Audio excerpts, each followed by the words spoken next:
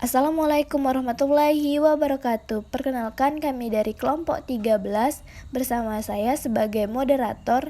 Nama Kathleen, NIM 2019143549, dan beserta rekan-rekan saya Dira Aryani, NIM 2019143535, dan Sesi Ismaresa, NIM 2019143651, bersama dosen pengampu Ibu Silvia Lara Syaflin, MPD.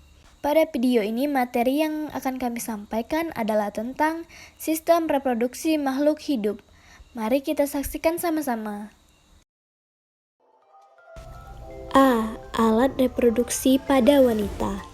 Saat dilahirkan, seorang anak wanita telah mempunyai alat reproduksi yang lengkap, tetapi belum berfungsi sepenuhnya. Alat reproduksi ini akan berfungsi sepenuhnya saat seseorang perempuan telah memasuki masa pubertas. Alat reproduksi pada perempuan terdiri atas dua jenis, yaitu alat reproduksi dalam dan alat reproduksi luar. Nah, ini sudah ada gambar tentang bagian-bagian alat reproduksi pada wanita. Baiklah teman-teman, untuk lebih jelasnya mari kita simak tabel yang sudah saya siapkan tentang bagian dari alat reproduksi pada wanita. Alat reproduksi wanita dibagi menjadi dua bagian. Yang pertama, alat reproduksi luar. Yang kedua, alat reproduksi dalam. Alat reproduksi luar meliputi yang pertama, labia mayora atau bibir besar kemaluan, yaitu bagian luar dari kemaluan wanita. Yang kedua, labia minora atau bibir kecil kemaluan, yakni berbentuk lipatan yang terdapat di dalam labia mayora. Yang ketiga, mons pubis atau mons veneris, yakni disebut sebagai kemaluan, merupakan lapisan lemak yang berfungsi untuk menutupi tulang pada kemaluan. Yang keempat, klitoris. Yang kelima, vestibulum. Vestibulum adalah rongga pada kemaluan yang dibatasi oleh labia minora pada sisi kiri dan sisi kanan, dibatasi oleh klitoris pada bagian atas, dan dibatasi oleh pertemuan dua labia minora pada bagian belakangnya atau bagian bawah. Alat reproduksi bagian dalam ada 4. Yang pertama, ovarium. Yang kedua, ovidu. Yang ketiga, uterus atau rahim. Yang keempat, vagina. Untuk keterangannya silakan kalian simak ya teman-teman. B. Alat reproduksi pada pria. Sebagaimana wanita, alat reproduksi pada pria juga terdiri dari bagian luar dan bagian dalam. Alat reproduksi bagian luar terdiri dari penis dan skrotum, sedangkan alat reproduksi bagian dalamnya terdiri dari testis, epididymis, kelenjar prostat, vesicula seminalis, dan vas deferens. Nah teman-teman, bisa kalian lihat, inilah gambaran dari bagian-bagian alat reproduksi pada pria. Alat reproduksi pria pada bagian luar. Yang pertama, penis. Penis dibagi menjadi dua bagian, yaitu batang dan kepala penis. Pada bagian kepala terdapat kulit yang menutupinya, disebut preputium. Kulit ini diambil secara operatif saat melakukan sunat. Yang kedua, skrotum. Skrotum merupakan alat yang digunakan untuk membungkus testis. Alat reproduksi pria pada bagian dalam. Yang pertama, testis, disebut juga dengan buah zakar. Yang kedua, epididymis. Yang ketiga, vas deferens. Yang keempat, uretra. Dan yang kelima, vesicula seminalis. Serta yang keenam, kelenjar Cooper atau kelenjar bulboretral.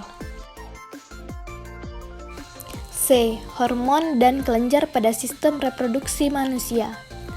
1. Hormon pada sistem reproduksi manusia. Tanda-tanda pubertas sangat dipengaruhi oleh hormon. Berikut adalah beberapa hormon pada sistem reproduksi manusia. A. Progesteron. Hormon progesteron dihasilkan oleh badan kuning atau korpus luteum di dalam ovarium. B. Testosteron. Hormon ini merupakan hormon yang berperan dalam spermatogenesis dan penampakan ciri-ciri kelamin sekunder pada pria. C. Laktogen. Hormon ini adalah hormon yang dihasilkan oleh kelenjar hipofisis. D. Relaksin. Hormon ini berperan untuk merangsang relaksasi ligamen pelvis pada proses kelahiran. E. Oksitosin. Hormon ini berperan pada proses kelahiran untuk merangsang kontraksi awal dari otot uterus. F. LH atau luteinizing hormone.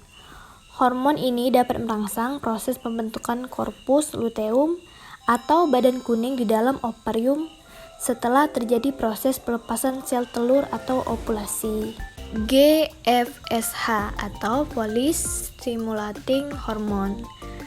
FSH merupakan hormon yang dihasilkan oleh hipofisis.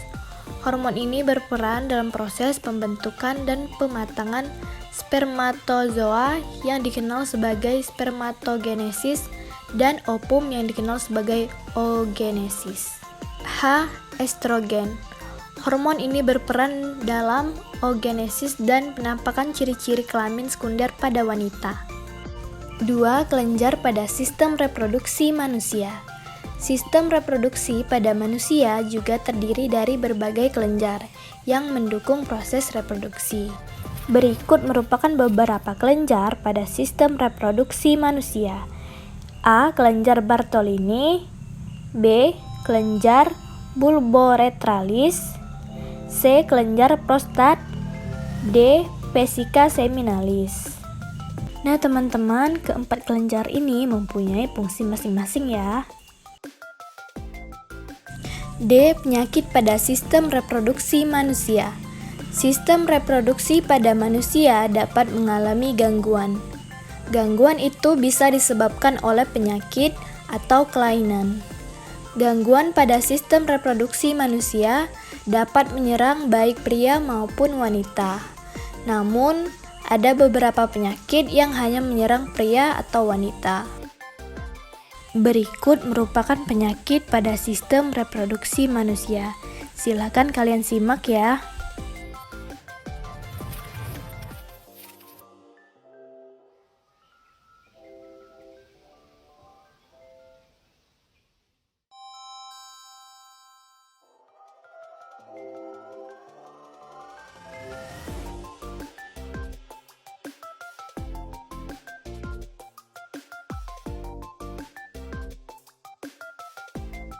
Nah teman-teman, apakah kalian sudah paham? Semoga tayangan video ini dapat bermanfaat bagi kita semua. Sekian untuk materi dari kelompok kami. Terima kasih sudah menyaksikan. Sampai jumpa. Wassalamualaikum warahmatullahi wabarakatuh.